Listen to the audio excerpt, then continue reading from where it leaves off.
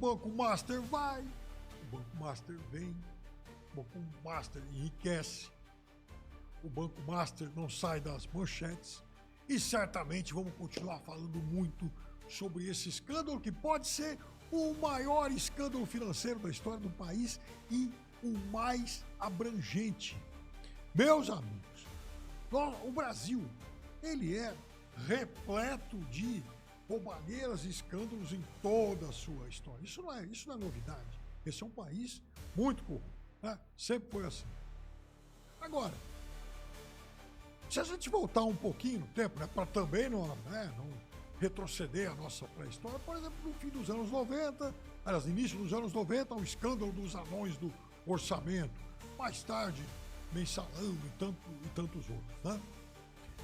E aí, então, agora, mas esses aí tiveram uma diferença fundamental em relação ao que está acontecendo agora com o Master. Esses acabaram incluindo determinados segmentos da vida brasileira. Então, por exemplo, o mensalão, o escândalo dos anões do orçamento envolvia empreiteiras e muitos deputados, especialmente aqueles que faziam parte da célebre comissão de orçamento. E tinha, inclusive, um dos deputados, João Alves, aquele que ganhava na loteria toda hora. E, obviamente, ele não ganhava. Dizia que era coisa de Deus, sorte e tal, mas, obviamente, ele usava as loterias como um artifício, uma estratégia para lavar dinheiro. Aí, o do mensalão também pegou uma série de atores políticos e tal, mas esse do Banco Master é muito diferente, porque ele não apenas se alastra por todos os setores da política, e a gente está falando de Câmara, a gente está falando de Senado, né, deputados e tal, né, e líderes partidários, né, figuras de governos estaduais, inclusive. Mas a gente também está falando sobre um escândalo que, primeiro, ele já decretou a liquidação de várias instituições financeiras, né, o Ewbank, Victor, né, e outros por aí, né?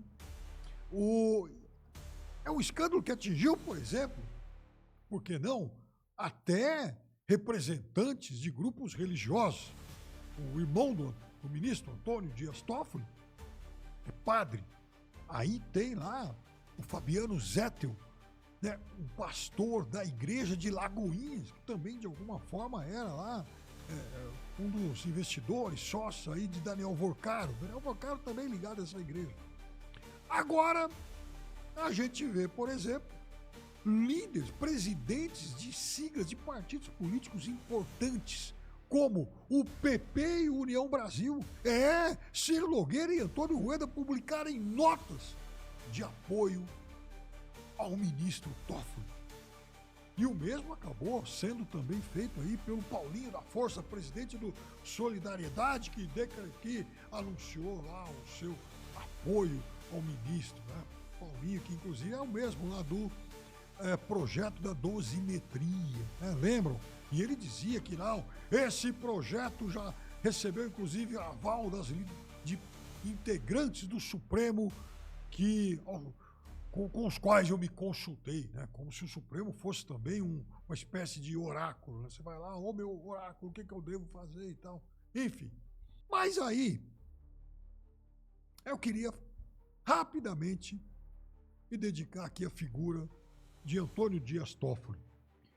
O pior dos 10 ministros indicados pelo presidente Lula em 11 anos e 2 meses de presidência. O pior deles. Foram 10, Toffoli é de longe o que tem menos currículo, por exemplo. Ela não passou nem concurso para juiz.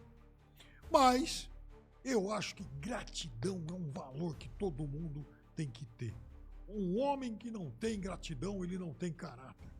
E um daqueles que devem muita gratidão, Antônio Dias Toffoli, é exatamente Flávio Bolsonaro, porque foi o ministro Toffoli lá atrás, em 2019, que encontrou o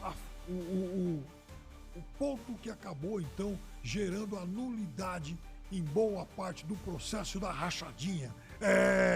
Foi Toffoli que decretou que os dados do COAF não poderiam ser utilizados naquela investigação porque não haviam sido obtidos pelo Ministério Público com autorização judicial. E por conta disso, essa decisão de Toffoli depois foi votada pelos demais integrantes da sua turma. O argumento de Toffoli convenceu seus pares, inclusive Gilmar Mendes e Nunes Marques, e com isso, então, foi enterrada aquela investigação que poderia causar sérios danos políticos a Flávio Bolsonaro. Por isso, o mínimo que eu espero do 01 para candidato ao presidente é que ele seja sempre muito grato ao ministro Antônio Dias Toffoli. É isso.